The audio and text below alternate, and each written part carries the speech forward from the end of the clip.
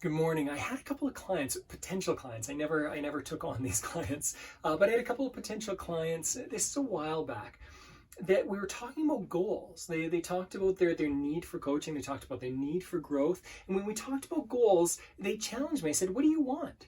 And they said, "You keep asking us what we want or what we're moving toward. What's wrong with being content?"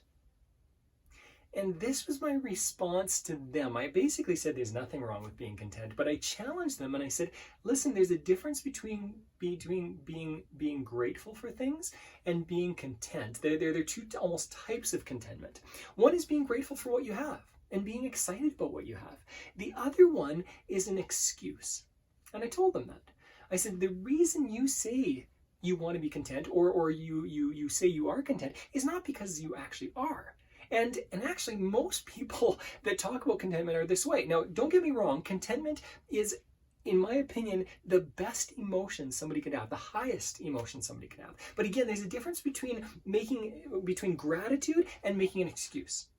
If we say we want contentment and it's a way to say I'm not going to chase after goals or I'm not going to set goals because I've been disappointed so much of the time in the past that I'm simply going to be content with what I have, that's not okay. I'm going to be very clear about that. That is not okay. Being content with what you have because you don't want to push yourself or grow in any way, that's not okay. On the other hand, again, if you are grateful for what you have, you're excited about what you've grown in life or ways you've grown, and you're grateful for what you have, that's fantastic. This is a fantastic emotion.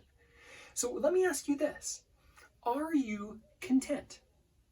And if you say you're not content, that's okay. That honesty is fantastic here. If you're not content, start working towards goals. Start utilizing that as motivation to grow yourself. And practice some gratitude for what you do have. Having said that, never ever use contentment, whether you're content or not right now, never use contentment as an excuse not to pursue growth, not to pursue getting better. So much of the time I have clients that when they first get to me, I told this couple that I wouldn't take them on as clients, and they were kind of, they were surprised. I think they were a little bit disappointed in me as a human being because they were like, who is this guy? But I noticed in the conversation very quickly that they were not in a place ready to be motivated and be ready to grow. And if somebody's not in a place that they're ready to grow, there's no point in me coaching them. It'd be stealing their money if that was the case. Now, getting back to contentment and growth, my challenge to you and my action step right now is to ask yourself, what am I content with in life? What am I grateful for in life? What am I grateful for in ways that I've grown?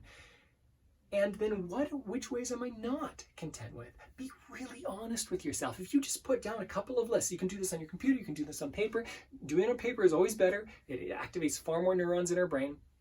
It engages us on a better level. But ask yourself, am I grateful or not?